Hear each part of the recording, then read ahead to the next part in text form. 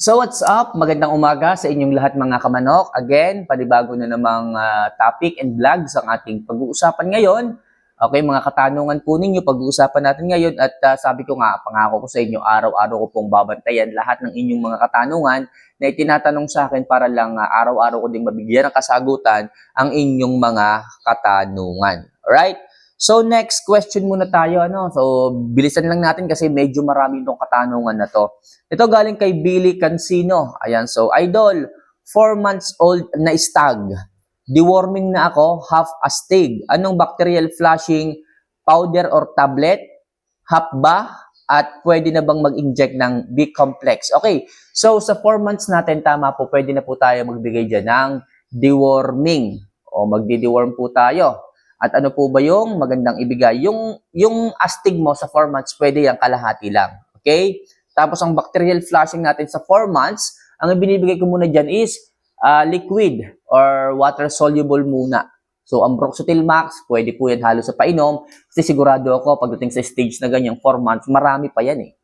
Marami pa yan. Kaya kailangan natin is bacterial flushing tayo sa tubig or halo tayo sa tubig ng antibiotic. So kahit ano lang yan, kahit isang araw lang po, pwede na po yan. Tapos, pwede na rin ba tayo magbigay ng injectable supplements pagdating sa mga 4 months old? Ako hindi pa, pero may mga farms na nagbibigay na po, pwede po. Pero ako hindi pa. Kinukuha ko muna yung mga vitamina na yan sa pagkain. Saka ako nagbibigay kapag 6 and 7 months and up ng mga B-complex na ganyan. Okay? So, Billy, sana po yung nasagot ko yung inyong simpleng katanungan. Okay. So, next question po tayo. Ito galing kay Jose Salazar. Ayan. So, idol, normal po ba na magkaroon ng uod ang na-ferment na Jackie Oats? Pag may uod na, pwede pa bang ipakain sa mga alaga nating mga manok? Okay? So, yung uod po, hindi po ito maiiwasan kung may konti tayong pagkakamali pagdating sa fermentation. Possible, madumi po yung lalagyan na ating nilagyan ng pagbababad. Halimbawa, yung container natin, halimbawa, timba or something na jar, kung medyo madumi, hindi natin nalinis, possible doon nagsimula ang pagkakaroon ng uod. O kaya naman, hindi po natin natakpan yung pinakaibabaw, kung kaya't nadadapuan ng langaw, ng lamok, ng ipis, o kaya daga. Possible din po ito yung maging reason kung bakit nakakaroon ng uod yung ating mga ibinabad. Pero gayon pa man mga kamanok, kahit nagkaroon niya ng uod, or baka naman hindi po natin araw-araw nahahalo. Kasi po pag masyadong nadadry up po yung ibabaw, nangingitim, pag hindi po natin hinalo yun araw-araw, nagkakaroon po talaga ng contamination pagdating sa ganyan, nagkakauod. Pero okay pa rin naman mga kamanok yan. Ako nagsasabi, okay pa rin gamitin kahit may uod na po yan. Okay, as long as golden yellow po yung grains, wala kayong magiging problema. So next question, galing kay Fernan Manuel. Ayan, so Fernan, ito yung katanungan mo. Idol Kamamay, tanong lang sana, baguhan lang po. First time ko pong mag-breeding. First time ko pong mag-breeding, pwede na po ba yung 7 months na tandang at yung inahin ko na 6 to 7 months? Yung inahin po kasi kusa na po siyang dumadapa. So mga kamanok sa breeding, pagdating sa breeding, yung 7 months old na stag, kung talagang early maturing kagaya ng mga hatches and blacks, pwede. Pero kung mga late maturing to, nakagaya ng mga kelso, roundheads, at kung ano pang mga late maturity na mga linyada, wag muna. Kaya yung inahin mo naman, masyado pa siyang bata sa 6 to 7 months. Hintayin mo ang 9 to 1 year old para i-breed. Para sa ganun, makuha mo na kaagad yung peak na laki ng itlog at magagandang mga sisiw mo. Kasi sa edad na 6 to 7 months, mahihina pa yung sisiw ng mga yan. Sabihin natin nakapagpapisa ka pero mahihina pa. Hindi pa ganun kalalaki at hindi pa rin ganun kataas ang immune system ng mga sisiw na yan. Gusto nating makuha is yung peak na mga sisiw, yung peak na talagang maganda yung sukat ng itlog, maganda yung healthiness ng sisiw.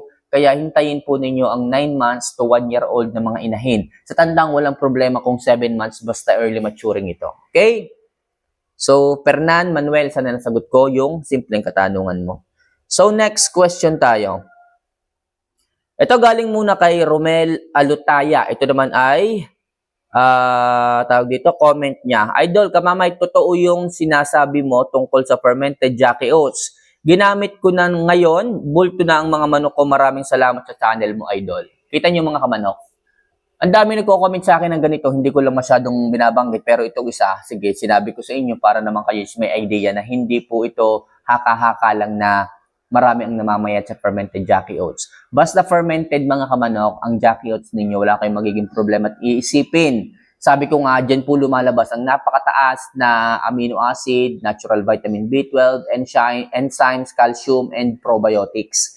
Yan pong mga vitamins na yan po ang kailangan ng ating mga alaga sa kanilang katawan para mag-build ng muscle. Bumulto ang kanilang mga katawan. Basta fermented. Huwag niyo pong ibibigay ang Jackie Oats na hindi niyo po na ibababad sa tubig ng 1 linggo kasi mamamayat po yan ng sobra. Kasi mataas po ito sa fiber. Sisip-sipin po nito lahat ng moisture sa katawan ng inyong mga alaga at pag hindi niyo po ito ibinabad bago ibinigay, mamamayat po at gumagaan ang inyong mga alaga. Kaya magmumukhang payat, magmumukhang hindi maganda ang fermented Jackie Oats pagdating sa inyong mga alaga. So, Romel Alutaya, maraming salamat din po sa pagtitiwala and hopefully marami pa rin mga kamanok tayo na magtiwala sa fermented Jackie Oats sa ganda nito pagdating sa ating mga manok.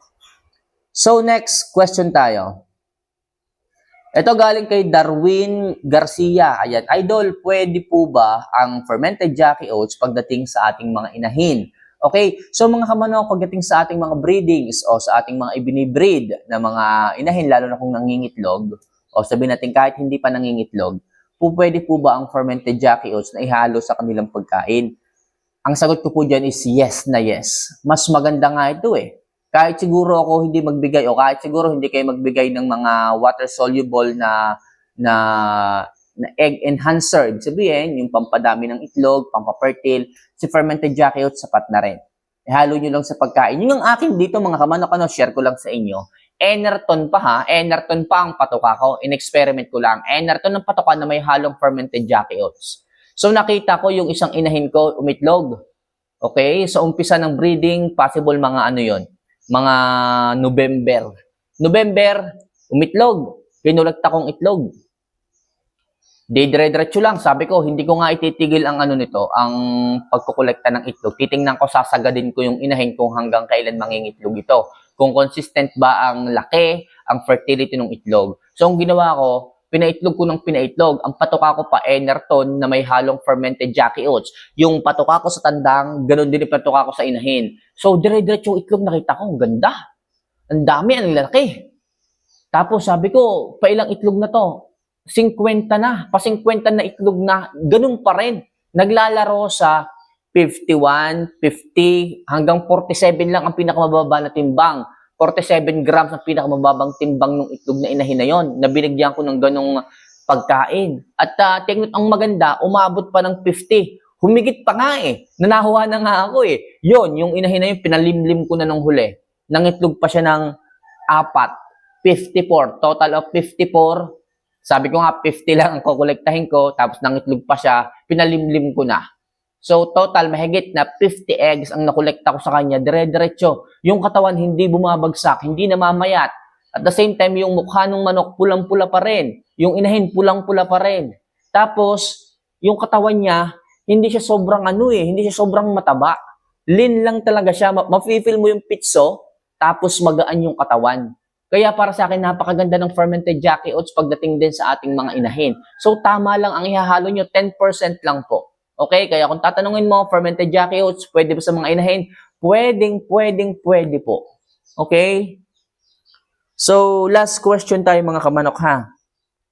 Hanap lang ako dito. Ito galing naman kay Jesus Mante. Ano po ba ang benefits ng Red Gel Forte Idol sa manok?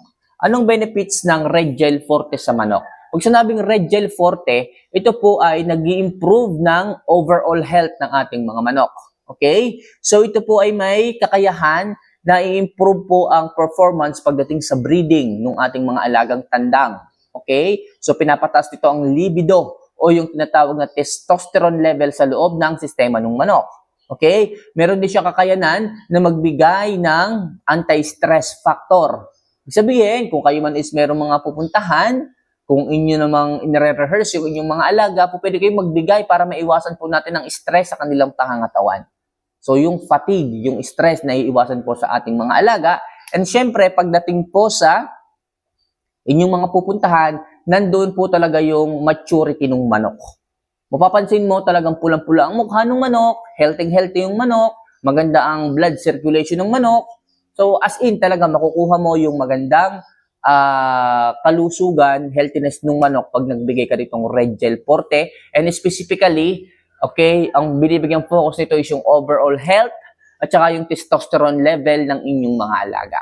So yan po ang kayang ibigay sa inyo ng Red Gel Forte sa inyong mga manok. Okay? So mga kamanok, sana kahit paano magkaroon kayo ng idea o konting background sa mga pinagsasabi ko dito, sa mga katanungan po ninyo. Sana makatulong, hindi lang po sa inyo at sa mga mas marami pang maghahanap ng ganitong klaseng kasagutan. So muli, this is Linyada ng Mamay. See you for our next vlog. Mahal ko po kayo. Paalam.